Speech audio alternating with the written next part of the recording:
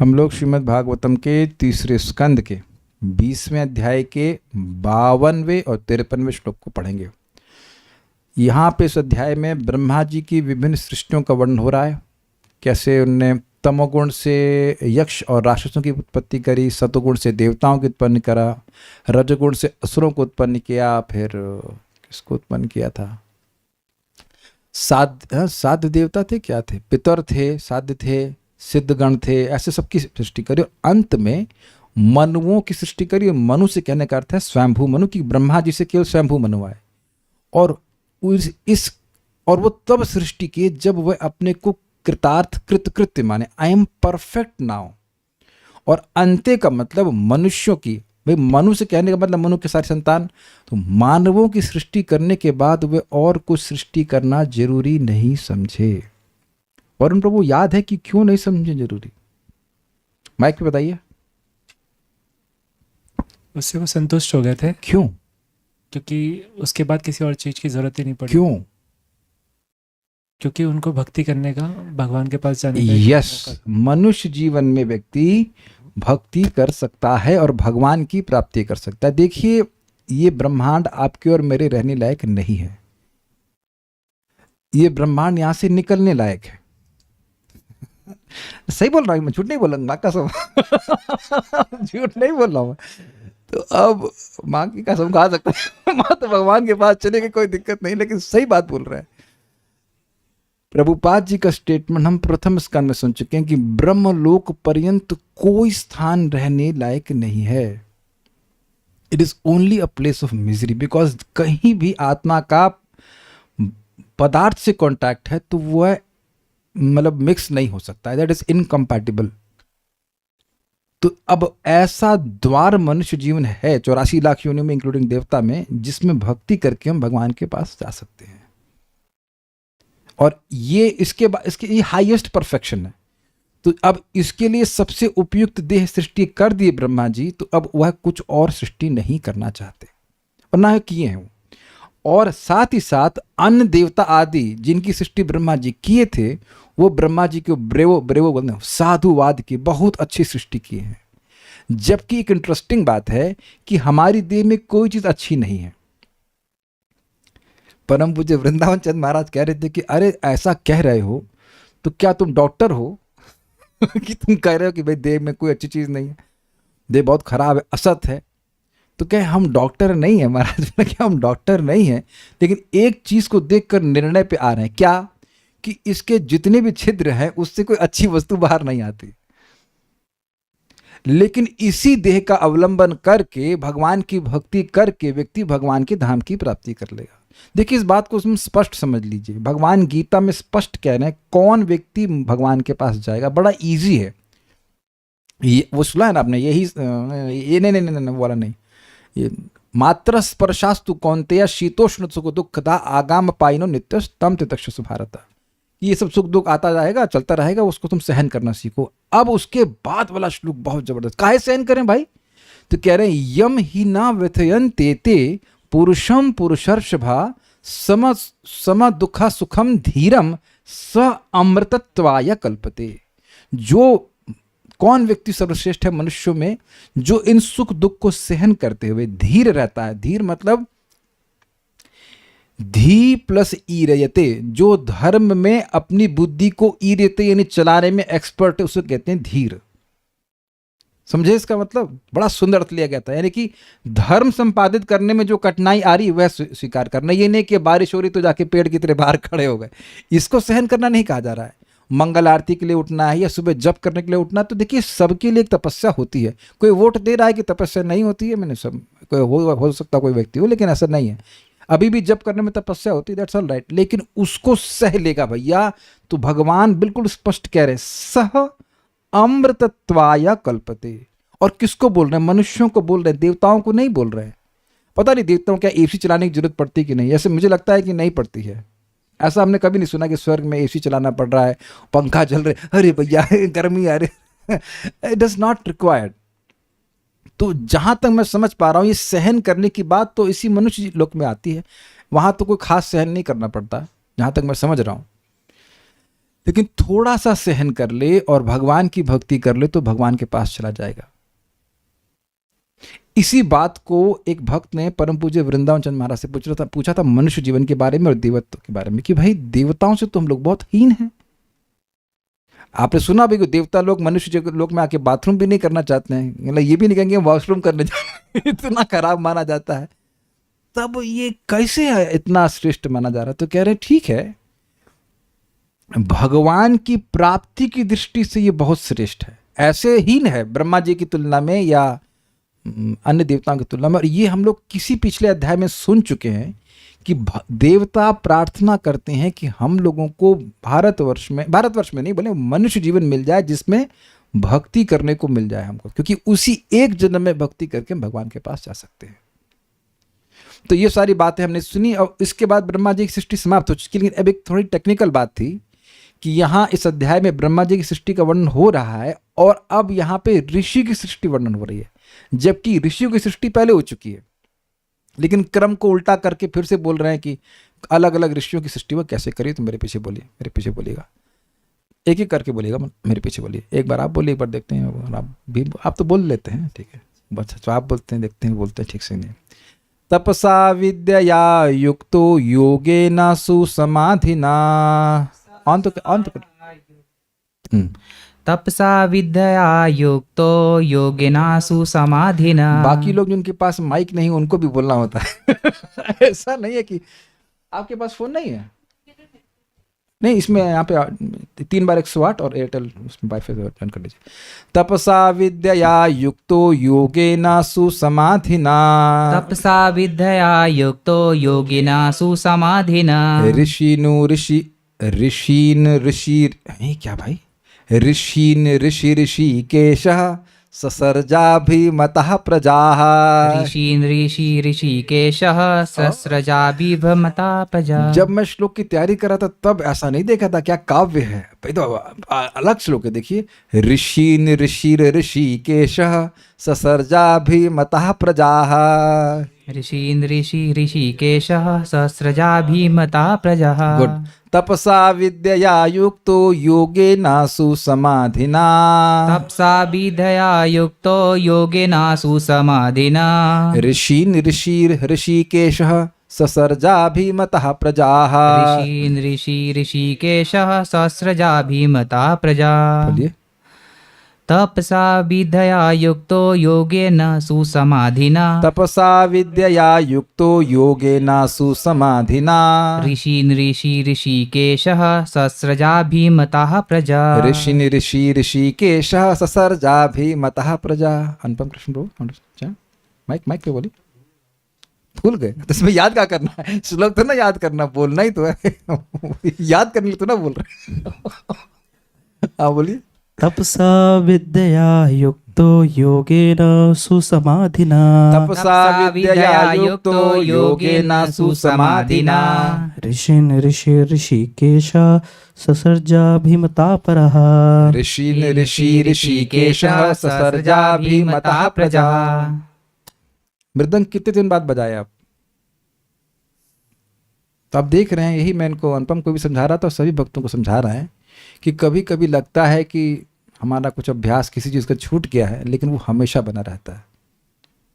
हमारे करना में प्रभु आज सब्जी बनाए तो अच्छी बनी थी, थोड़ी लौकी हमारी तरफ से गड़बड़ थी, वो लौकी कच्ची थी खराब हो गई थी, पुरानी वाली थी। लेकिन Krishna will not let you forget bhakti, forget it, he will let you forget it.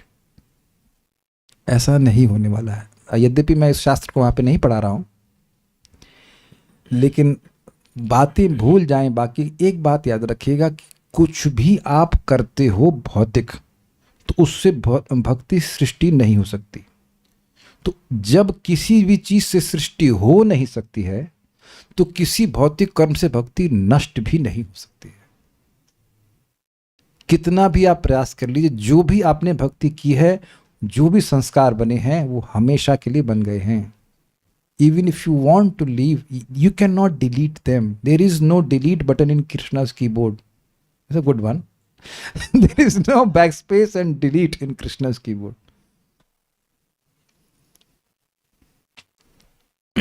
अच्छा है कि ना भूलें और रोज भक्ति करते रहें। अनुवाद।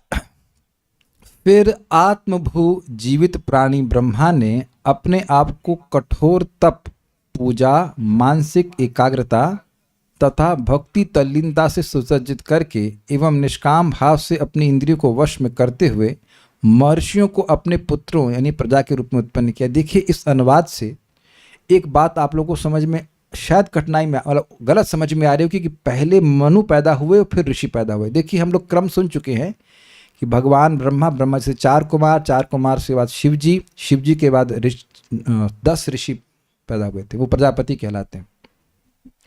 तो उसमें उसके बाद मनु की सृष्टि हुई थी। तो यहाँ थोड़ा क्रम को चेंज करके बोल रहे हैं, इसलिए ये नहीं सोचना चाहिए कि ऋषियों की सृष्टि मनु के बाद हुई थी। ऋषिकेश जितेंद्रिय। अब आप कहेंगे ऋषिकेश तो भगवान का नाम है ना, आज तक ये सुने, तो ब्रह्मा जी का नाम कैसे हो गया? तो देखिए, ऋषिक प्लस ईशा, जो इंद्रियों का, ऋषिक यानी इंद्रियों का ईश्वर हो, तो ये शब्द प्रायः भगवान के लिए ही लेते हैं, भगवान के लिए लेते हैं। यहाँ पर इसका अर्थ है कि जिसने अपनी इंद्रियों को जीता हुआ हो, इसलिए यहाँ पर ऋषिकेश कह रहे हैं। दिस इज वेरी अमेजिंग, क्योंकि इस शब्द का यह प्रयोग मैंने जीवन में पहली बार देखा अभी तक। आप लोगों ने कभी देखा इससे? जैसे आप लोग अगर याद हो, हम लोग एक बार शब्द सुना होगा, अधोक्षज शब्द सुना होगा आपने। अधोक्षज मतलब जो भगवान को कहते हैं, जो अपनी इंद्रियों के परे रहते हैं। और अक्षज का मतलब अध प्लस अक्षजान, अधोक्षज। अक्षज जो आंखों से उत्पन्न ज्ञान से उनके नीचे रह जाता है। तो अक्षज का मतलब क्या होगा? अगर मैं अधोक्षज का अर्थ ले रहा हूं भगवान, तो अक्षज का मतलब, तो अब ये एकदम आपने कहीं नहीं सुना होगा। अब कि हम भागवत में सुन चुके हैं, अक्षज मतलब जो ब्रह्मा की नासिका, अक्ष से उपलक्षण से ले लीजिए कि उनकी नासिका, कि जो ब्रह्मा जी की नासिका से प्रकट हुए, अर्थात Varahadev. This is very amazing, is it not? अक्षजा का मतलब बिल्कुल विपरीत जा रहा है ना। अक्षजा भगवान नहीं हो सकते हैं, क्योंकि जो भी इंद्रिय ज्ञान दे रही है उससे भगवान से नीचे रह जाती हैं। लेकिन यहाँ दूसरे अर्थ में यूज कर रहे हैं। उसी प्रकार से ऋषिकेश आप हमेशा भगवान के लिए लेते हो। ऋषिकेशा क्या, ऋषिकेशा सेवनम भक्ति रुच्यते। लेकिन वहां पे अर्थ क्या है कि भगवान इंद्रियों के हमेशा स्वामी हैं। भगवान को इंद्रियों को जीतना नहीं पड़ता, he is always the master. लेकिन यहां ऋषिकेश का अर्थ है कि वह जितेंद्रिय होए, मतलब ही कंट्रोल्ड हिज सेंसेस। वो ब्रह्मा जी अपनी इंद्रियों को जीते, अपनी इंद्रियों को, क्या सुना होगा आपने, जितेंद्र सुना है आपने? जितेंद्र नाम सुना? तो जिसने अपनी इंद्रियों को जीता हुआ हो, तो यानी कि जिसकी इंद्रियां उसके कंट्रोल में हो। इस अर्थ में यहाँ पे ऋषिकेश का अर्थ ब्रह्मा जी जा रहा है। ये बात यहाँ पे भगवान नहीं है इसका अर्थ। ऋषिकेश मतलब जितेंद्रिय। और ऋषि, आद्य ऋषि ब्रह्मा जी ने तपस्या, विद्या मतलब विद्या, योगेन अर्थात योग, और सुसमाधिना समाधि से युक्त संपन्न होकर, अभिमता अपनी प्रिय प्रजा यानी संतान, ऋषीन ससर्ज ऋषियों को उत्पन्न किया। तपसा विद्या युक्त, तपस्या और विद्या से युक्त होकर, योग के द्वारा समाधि में स्थित होकर ऋषियों को, ऋषि अर्थात ऋषि, आद्य ऋषि ब्रह्मा जी ने ऋषिकेश अर्थात जितेंद्रिय होकर अभिमता प्रजा, अपनी प्रिय प्रजा की सृष्टि करी। ये अर्थ है, यानी ऋषि सृष्टि के बारे में कह रहा है। सिंपल श्लोक है। श्रीधरी, काय सृष्टि का वर्णन करने के बाद ऋषियों की सृष्टि का वर्णन करते हैं। इसका क्या मतलब है? जो लोग सुनते आए हैं वो जानते हैं कि ब्रह्मा जी हर बार अपने योग बल से एक विशेष प्रकार की काया की सृष्टि करते थे। जैसे कि रात्रि की सृष्टि की वो तमोगुण को यूज करके, उससे उत्पन्न हो गए यक्ष राक्षस। फिर उस शरीर को त्याग दिए और यक्ष राक्षसों ने उस रात्रि को पकड़ लिया। सत्वगुण का उपयोग करके वह देवताओं की सृष्टि किए, और उस काया शरीर को जो सत्वगुण का था उसको त्याग दिए, तो देवताओं ने उसे लपक लिया। ऐसे करके रजगुण वाला शरीर था, उसको असुरों ने लपक लिया। तो ऐसे करके वे विभिन्न शरीरों को स्वीकार कर रहे थे अपनी योग शक्ति से, और विभिन्न लोगों की सृष्टि कर रहे थे। तो वो हो गई कायिक सृष्टि। अब यहाँ वे अपने तपस्या आदि से ऋषियों की सृष्टि कर रहे हैं, उसका वर्णन हो रहा है। जो नहीं नहीं आ रहे उनके इतना समझ लीजिए कि ऋषियों की सृष्टि हो रही है। ठीक है, क्या कर सकते हैं, पुरानी बात है। तपस्या विद्या अर्थात तपस्या, तो तपस्या अर्थ स्पष्ट है। विद्या अर्थात उपासना, अर्थात भगवान की उपासना के द्वारा। योग अर्थात आसन आदि, नहीं नहीं नहीं, सॉरी, योग अर्थात अत्रासन आदि। मैंने कहा स्पेलिंग मिस्टेक, ना, जानबूझकर मैं संस्कृत रखा हूँ, श्रीधर स्वामी जी बोलते हैं इसमें अत्रासन। त्रास मतलब भय देना, और अत्रास मतलब किसी को भय नहीं देना। ये अमेजिंग डेफिनेशन है। हम आज तक पहले तो मैं इस टीका को मैं ये नहीं समझ पा रहा हूं कि ये अर्थ वे लिए क्यों। योग अर्थात अत्रासन आदि, अर्थात किसी को भी भयभीत नहीं करना।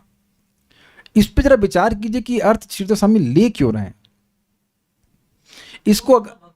एग्जैक्टली योग मतलब अपनी इंद्रियों को भगवान से जोड़ना। तो जब अपनी इंद्रियों को भगवान से जोड़ेंगे तो किसी को भयभीत करते हैं, अरे या हरे कृष्ण मंत्र कर ऐसा तो कोई नहीं कहता, अरे तो भागवत बोलने जा रहा है। तो आप जान रहे हैं कि भागवत, हाँ एक व्यक्ति जरूर त्रासित होता है, वो है आपके पाप। वेपन्ते दुरितानि मोह महिमा इत्यादि। तो जो भय है वो भयभीत हो जाते हैं, अरे ये तो हरि नाम बोलने वाला, दैट्स अ डिफरेंट थिंग। लेकिन सामान्य लोग भागवत कोई बोल रहा है या नाम उच्चारण कर रहा है तो उससे भयभीत नहीं है। तो यही अर्थ मैं समझ रहा हूँ, योग मीन्स कृष्ण से कनेक्ट कर रहे हैं, तो फिर अब किसी को भयभीत होने का कोई मतलब ही नहीं है। आप लोग को भी भय लगा कोई जप कर रहा हो? नहीं, जप करने से भय लग सकता है, अरे यार पूरी करने, that's a different thing, but not, you don't get. असुरों को भय होता है, हाँ कभी कभी इंद्र को भी भय होता है कि बहुत तपस्या कर रहा है, बट वी कैन, मुझे तो ये डेरिवेशन समझ में आ रहा है कि ये अर्थ क्यों लिया उन्होंने। इट्स वेरी इंटरेस्टिंग ना, योग का मतलब अत्रासन। बट बात सिंपल है, आप प्रसाद पा रहे हैं, अपनी इंद्रियों को भगवान की सेवा में नियोजित कर रहे हैं, तब आप किसी को जनरली भयभीत नहीं करते, अनलेस आपके पिताजी हो कहेंगे अरे बाबा बन जाएगा, that's different, but that's because of misconception, but not that कि आप जब करने की किसी को दुख दे रहे हैं। क्योंकि हमने आज सुबह सुना था प्रीणनम सर्व जगताम अनुरक्तता, सुना था ना, शुभानी प्रीणनम सर्व जगताम अनुरक्तता। जो व्यक्ति भक्ति कर रहा है वो सभी से प्रेम करता है और सभी लोग उससे प्रेम करते हैं क्योंकि वह सभी को सुखी कर रहा है। तो यही अर्थ में हम समझ पा रहे हैं योग करने वाले। जैसे प्रहलाद महाराज, तथा सुसमाधि अर्थात वैराग्य ऐश्वर्य इत्यादि से युक्त समाधि के द्वारा। अब ये कैसे डेरिवेशन हुआ मतलब समझ लीजिए। समाधि तो स्पष्ट है, सु से पकड़ रहे हैं, सु मीन्स अच्छा, तो वैराग्य और ऐश्वर्य इत्यादि से युक्त समाधि। ये नहीं कि समाधि में गए उतने में व्हाट्स, अरे so he is absorbed, is detached from everything. उसके द्वारा अपनी इंद्रियों को वश में करके ब्रह्मा जी ने ऋषि नामक प्रजाओं की सृष्टि करी। तात्पर्य, यज्ञ के सारे अनुष्ठान भौतिक आर्थिक उन्नति के लिए हैं, अर्थात वे शरीर को आत्मज्ञान के अनुशीलन हेतु सक्षम बनाए रखने के लिए हैं। ये लाइन कुछ अजीब सी नहीं लगी आप लोगों को? कुछ में अजीब सा नहीं लगा आपको? यज्ञ के सारे अनुष्ठान भौतिक आर्थिक उन्नति के लिए हैं। इंग्लिश में देखिए क्या लिखा है, कुछ नहीं, आप तो अगली लाइन बोल रहे हैं, पहली लाइन बोलिए क्या लिखा है इंग्लिश में। हाँ इंग्लिश में माइक में बताइए, क्योंकि बहुत इंटरेस्टिंग बात आ रही है। The ritualistic performances of sacrifice are meant for material economic development. हाँ तो देखिए, यज्ञ का जो हम लोग अर्थ भक्ति में लेते हैं वह नहीं बोल रहे हैं। जो कर्मकांड की क्रियाएं हैं वह भौतिक उन्नति के लिए होती है, ये बात बोल रहा है। ठीक है, अर्थात वे शरीर को आत्मज्ञान के अनुशीलन हेतु सक्षम बनाए रखने के लिए हैं। तो कहने का मतलब ये है कि भौतिक अगर प्रगति करनी है, अपने शरीर को स्वस्थ भी रखना है और उसके लिए जो कुछ भी करना है उसका उद्देश्य है कि मैं भक्ति करनी है। शरीर को, people are worried about survival but they are not worried कि व्हाई दे शुड सर्वाइव। कुछ समझ में आ रहा है ना बात? आज मैं एक भक्त से चर्चा कर रहा था कि कैसे उनका कुछ इकोनॉमिक कुछ सब चलेगा। हमने कहा छोड़ो, वृंदावन में तुमको खाने को मिलेगा। हाँ प्रभु, गौड़े बट में बढ़िया खाने को मिल रहा है, अच्छा ठीक है, रहने की व्यवस्था हो जाएगी, बस अब खाओ और भजन करो। तो हमने बड़ा अच्छा ऑब्जर्वेशन किया कि जब तक हम लोग ये डिस्कशन कर रहे थे कैसे वो पैसे कमाएंगे, टेंशन में थे। जैसे ही सोचने लगे कि जैसे भक्ति कैसे कर रही, सारी टेंशन समाप्त। And no one can cross me on that. आप कभी टेंशन में नहीं आएंगे, आप कहेंगे मुझे भागवत पढ़नी है। कभी आप देखना कि आपको लगा, अभी आप देख लो कोई टेंशन में, ये राधिका प्रो टेंशन नहीं ना, तो कोई टेंशन नहीं। आप देखो जैसे भगवान की सेवा की इच्छा होगी टेंशन नहीं होगी। जैसे आप सोचेंगे पैसा कैसे कमाना है, तुरंत टेंशन आने लगती है। कोई विरोध हो तो बताइए, चैट तो ऑन है ना, इसे ना। और एक और बात है कि वो आपके भाग्य में पहले से लिख दिया गया, इतना आज इसको पास पैसा आना है, इतना जाना है, एवरीथिंग इज ऑलरेडी रिटन, केवल भक्ति नहीं लिखी है। Why should we survive? मैं अपनी दीदी को ही बोल रहा था, ये कहती मैंने इतनी मेहनत क्यों, सर्वाइव करना है। तो मैंने कहा करना क्यों है सर्वाइव? अरे ये सब फातिहा मत पूछा करो हमसे। अब वहां उसको नहीं वो क्वेश्चन करते why should we survive, we should survive to do भक्ति, क्योंकि ये पिछले श्लोक से आ रहा है, मानव जीवन मिला है भगवान की भक्ति करने के लिए। और ये मैं लिख के दे रहा हूं, और ना विश्वास हो तो जीवन में आप ट्राई करके देख लेना कि जितना भक्ति करेंगे उतना भौतिक जीवन ईजी होगा, और जितना भक्ति नहीं करेंगे उतना और कॉम्प्लिकेटेड हो जाएगा। You will see that. हम तो छाती ठोक के बोल सकते हैं कि इसे just actually it becomes easy, dam easy, this is super super easy. जितना आप भक्ति करेंगे उतना आपका जीवन आसान हो जाएगा, क्योंकि ये मैं कोई अपने मन से नहीं बोल रहा हूं। कृष्ण भूलिया जीव भोग वांछा करे, निकट अस्ते माया तारे, झापड़ दे रहे। वो झापड़ इसीलिए पड़ रहे हैं कि भगवान को भूल रहे हैं, तो भगवान को भूलेंगे तो चाचा तुम समझे नहीं, और दो झापड़ और मारेंगे। और जो समस्या आएगी आप अपने जीवन में देखना कैसे कृष्ण सॉल्व करते हैं उसको, and you can see it. Krishna बच नहीं सकते आपसे, आप ट्रैक कर लोगे कृष्ण हेल्प करिए, कृष्ण हेल्प करिए, कृष्ण आगे से आगे हेल्प करते हैं। ये स्पष्ट प्रपात बोल रहे हैं कि शरीर को स्वस्थ रखिए, लेकिन शरीर, एक पहली बात देखो, नष्ट तो होना ही है, लेकिन शरीर जब तक स्वस्थ रख रहा है उसका उद्देश्य भगवान की भक्ति करना। सिंपल सी बात। पता नहीं लोगों को सिंपल सी बात क्यों समझ में नहीं आती। आज हमको इतनी हंसी आई, कल आई थी एक्चुअली, कल एक भक्त हमको फोन किए, प्रभु जी कुछ ज्ञान की बात बताओ, 8:15 पे। मैंने यार 1 घंटे से तो ज्ञान ही दे रहे थे आपको। कह रहे हमने कहा आप जूम पे आते हैं, हम नाम नहीं रख रहे, हमने कहा आप कथा क्यों नहीं सुनते हैं? कहते हैं वो प्रभु जी कूलर चलता है मंदिर में और पैसे वाले बहुत हैं, खूब पैसे वाले हैं। हमने कहा भाई मंदिर में एसी लगवा लो। अच्छा वो सोचते हैं, उनको वो दिक्कत, इतना सा आइडिया नहीं, मतलब इतने सालों से क्लास चल रही है।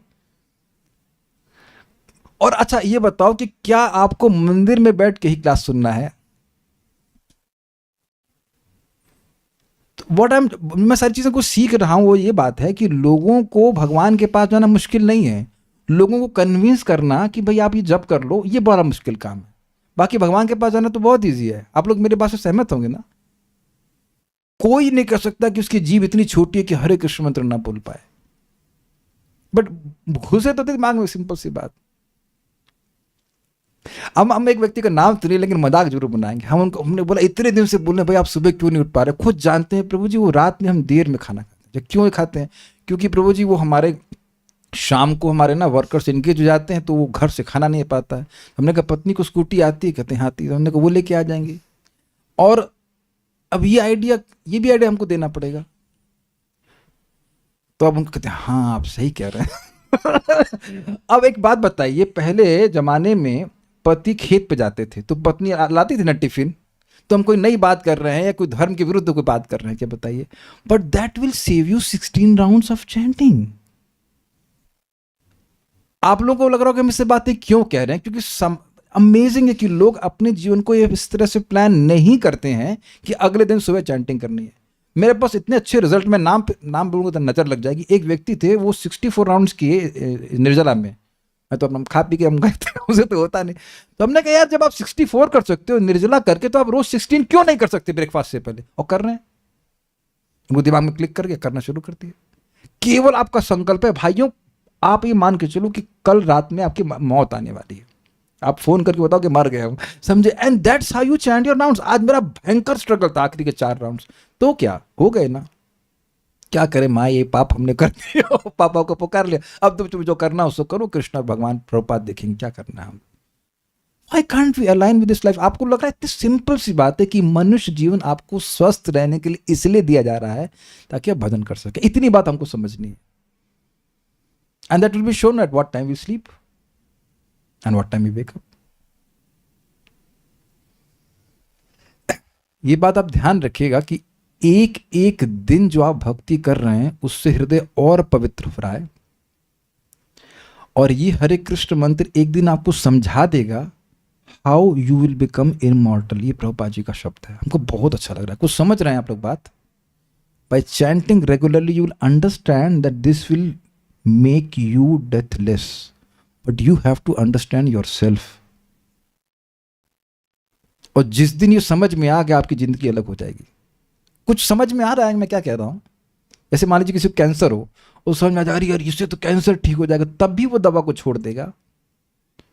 तो जिस भी यहाँ पे उपस्थित जिस भी भक्त को जरा सा भी दिक्कत हो रही है ना सुबह उठ करके जप करने में, उसको भी ये समझ में नहीं आया कि ये मुक्त कर देगा मुझे, भगवान के पास पहुंचा, एक्चुअली भगवान के पास पहुंचा दिया है. किसी को भी दिक्कत हो रही है ना, उसको बस यही समझने में अभी थोड़ा ये समझ में नहीं आया कि ये एक्चुअली भगवान के पास पहुंचा देगा. वो दूसरे अनुपम कृष्ण प्रभु है ना, हमने होटल वाले, उनको एक ब्राह्मण बोले तो मुझे पता हुआ है तो क्या कर रहा है तो मथुरा वाली लैंग्वेज में कि मैं हाँ हरे कृष्ण कर रहा हूँ. फिर बोलते तेरे को पता है तो क्या कर रहा है? हाँ मैं हरे कृष्ण कर रहा हूँ. कह रहे तुमको भगवान का पार्षद बना देगा ये मंत्र. He was a Vaishnav. So that's a whole point कि ये जितना भी यज्ञ से वो करते हैं हम लोग, मतलब पाप से रहित होकर के पुण्य कार्य करते हैं तो व्यक्ति स्वस्थ रहता है, और उसका उद्देश्य है कि स्वस्थ रह के भगवान का भजन कर सके. ये सिंपल पॉइंट है. किंतु वास्तविक आत्मज्ञान प्राप्त करने के लिए अन्य योग्यताओं की आवश्यकता पड़ती है. इनमें विद्या अथवा परमेश्वर की पूजा अनिवार्य है. अब ये कुछ समझे कि विद्या मतलब परमेश्वर की पूजा कैसे? अविद्या में व्यक्ति क्या करता है? अपने स्वरूप को भूल जाता है कि मैं भगवान का सेवक हूं. तो वास्तविक विद्या क्या हो, यह समझे कि भगवान की सेवा करना. सिंपल, ठीक है. कभी कभी योग शब्द का व्यवहार मन की एकाग्रता के लिए की गई शारीरिक क्रियाओं या आसनों को बताने के लिए किया जाता है. वो प्राणायाम वगैरह कुछ बताते हैं. सामान्य रूप से योग पद्धति में अपनाई जाने वाली इन शारीरिक क्रियाओं को अल्पज्ञानी मनुष्य योग की परिणति मीन्स कल्मिनेशन समझ बैठते हैं कि बस यही करना है, किंतु ये वास्तव में परमात्मा में मन को केंद्रित करने के लिए होती हैं. स्पष्ट है. आर्थिक उन्नति हेतु मनुष्यों को उत्पन्न करने के पश्चात ब्रह्मा ने ऋषियों की सृष्टि की जिससे वे आत्मबोध का आदर्श प्रस्थापित कर सकें. ठीक है, आगे बढ़ते हैं. आखिरी श्लोक है आज का. तेभ्यश्चैकैकशः स्वस्य देहस्यांशम् अदाद अजः. तेभ्यश्चैकश स्वस्य देहस्यास्म अदाद अजः. यत्तत्समाधि योगार्धी तपो विद्या विरक्तिमत्. यत्तत्समाधियोगार्धी तपो विद्या विरक्तिमत्. विरक्ति मत था, कोई बात नहीं, कोई बात नहीं, ओके. ब्रह्मांड के अजन्मा सृष्टा ब्रह्मा ने इन पुत्रों में से प्रत्येक को अपने शरीर का एक एक अंश प्रदान किया जो गहन चिंतन, मानसिक एकाग्रता, नैसर्गिक शक्ति, तपस्या, पूजा तथा वैराग्य के लक्षणों से युक्त था. अजह ब्रह्मा जी ने तेभ्य जिन उनमें से सभी ऋषियों में से एकाएकशः प्रत्येक को इन एक एक को स्वस्य देहस्य अपने शरीर का अंशम अदात अंश दिया. देखिए इसका समझने का मतलब है, समझना इस प्रकार से हो कि जो उनकी स्टेज थी, समाधि थी, विद्या थी, उस समय वो एक अलग शरीर से युक्त थे, तो उसका वो जो अंश था ना समाधि योग, वो सब उन्हें एक को प्रदान कर दिया. ये बात है, जो गुण थे. यत जो तत् वह समाधि यानी समाधि, योग मतलब योग, रिद्धि मतलब ऐश्वर्य, तप और विद्या थी विरक्ति मत यानी वैराग्य से युक्त था. यानी कि वह शरीर जो कि इन विभिन्न गुणों से युक्त था उसके एक एक अंश को उन्हें एक एक ऋषि को दे दिया. किसी को समाधि दे दी, किसी को योग दे दिया, किसी को रिद्धि दे दी, किसी को तपस्या दे दी, किसी को विद्या और किसी को विरक्ति इत्यादि दे दी. तो ये तो स्पष्ट है. अब इसको आगे पढ़ लेते हैं. श्रीधरी. अब प्रश्न है कि ब्रह्मा जी का वह कौन सा देह था जिसके अंशों को उन्होंने ऋषियों को प्रदान किया? तो इसका उत्तर है कि उसमें समाधि, योग, रिद्धि, तप, विद्या और विरक्ति विद्यमान थे. इसके बाद शिव जी प्रकट हुए और मरीचि आदि ऋषि भी, जैसा कि 12 अध्याय में वर्णित है. पहले हम उसको पढ़ चुके हैं. तात्पर्य. इस श्लोक में विरक्ति मत शब्द का अर्थ है वैराग्य गुण से युक्त. भौतिकतावादी व्यक्तियों को आत्मबोध नहीं हो सकता. जो इंद्रिय भोग में लिप्त रहते हैं उनके लिए आत्मबोध प्राप्त कर पाना असंभव है. भगवद गीता में कहा गया कि जो मनुष्य संपत्ति तथा भौतिक सुख भोग की खोज में आसक्त रहते हैं वे योग समाधि अर्थात कृष्ण भावनामृत में तल्लीनता प्राप्त नहीं कर सकते. क्या श्लोक है ये ना? हर चीज में यही सच पर जा. वो श्लोक याद किए और कुछ याद नहीं किए. व्यवसायत्मिका बुद्धि समाधो न विधीयते भोग. हाँ, भोग ऐश्वर्य प्रसक्ता नाम तया पर हित चित्तसाम व्यवसायात्मिका बुद्धि समाधौ ना विधीयते, जो भोग और ऐश्वर्य में अत्यधिक आसक्त है। देखिए इस जगत में सेंस ग्रेटिफिकेशन सबको चाहिए होता है, जैसे नमक कम भी नहीं और ज़्यादा भी नहीं, लेकिन जो केवल इंद्रिय तृप्ति को अपने जीवन का लक्ष्य बनाए हुए हैं वह कभी भगवान की भक्ति में स्थिर नहीं हो सकते। जब बात यहाँ पे आ रही है तो एकदम स्पष्ट समझ लीजिए, भक्ति में कौन अधिकारी है? जो ना तो बहुत अधिक आसक्त है और ना अधिक विरक्त है। कुछ समझ रहे हैं बात? अगर बहुत अधिक आसक्त है तो उसे कर्मयोग करना है, वो बैठकर कथा नहीं सुन पाएगा, वो इतने आसक्त है कर्म करने में कि उनके पास टाइम ही नहीं कथा के लिए। और जो बहुत अधिक विरक्त हैं तो इतने विरक्त हैं कि वो कथा से भी विरक्त हैं कथा में नहीं आते। समझे बात? अब बड़ा सूत्र है, उनका हृदय एकदम ठस एकदम कठोर हो जाता है, जैसे कि महाप्रभु कीर्तन कर रहे हैं और प्रकाशानंद सरस्वती को टाइम ही नहीं वहां पर जाने के लिए। ये हो गया ना विरक्ति उनकी। तो अब भक्ति क्या करती है? बिल्कुल स्पष्ट समझ लीजिए, बिल्कुल परेशान होने की जरूरत नहीं है। भक्ति करिए, भक्ति अपने आप आपको विरक्ति जितनी चाहिए उतनी जागृत कर देगी। Make sense? भक्ति में, भक्ति का मतलब, भक्ति माने के एक मात्र क्वालिफिकेशन है कि जो भक्ति प्रतिपादक ग्रंथ हैं उनमें उत्तमत्व बुद्धि, कि भाई ये बड़े अच्छे हैं, भगवत गीता अच्छा है, भागवतम अच्छा है, और भक्ति करे, भगवान के बारे में सुनना शुरू करे तो भगवान से अटैच हो जाएगा, अर्थात उनकी कथा से, तो अपने आप जगत से विरक्त हो जाएगा। समझ रहे हैं बात? इसके अलावा कुछ नहीं करना, क्योंकि इसके अलावा कुछ करना भी नहीं है। You just have to keep on hearing, सुनते जाइए सुनते जाइए सुनते जाइए सुनते जाइए, भगवान का प्रसाद खाते रहिए, जब करते रहिए, वो अपने आप विरक्त कर देगा। लेकिन हृदय सूखेगा नहीं, हृदय सॉफ्ट रहेगा, लेकिन भगवान में आसक्त होने के कारण जगत से विरक्त हो जाएगा। उम्मीद है कि बात समझ में आ गई। तो मैं इसलिए बोल रहा हूं कि कोई व्यक्ति कह सकता है अरे हमारे पास तो घर है, ये है, तो फिर क्या हम भक्ति में संलग्न नहीं हो सकते? कहीं ऐसा लिखा है क्या? ऐसा कहीं भी लिखा नहीं है।